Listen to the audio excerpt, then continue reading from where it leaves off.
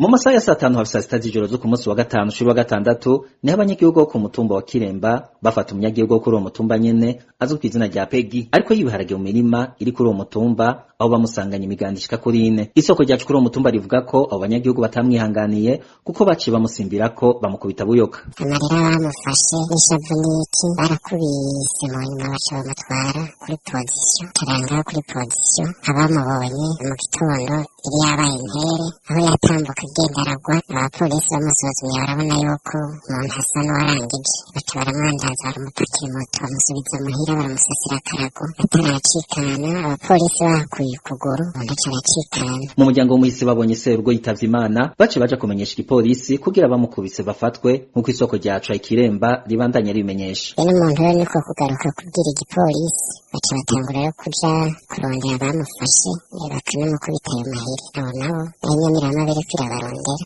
baciye bahunga. Ubukene bwugarije abarundi nibwo ntandaro y'ubwo busuma bwo mu mirima buhava bugatuma n'abantu bicana kubwo abanyagihugu bo ku mutumba wa Kiremba. Ivyo biruka ariko mu gihe atandwa irahera umukuru w'igihugu Evariste Ndayishimiye avuze ko abarundi badakenye ahubwo umwimbu arirya nawe.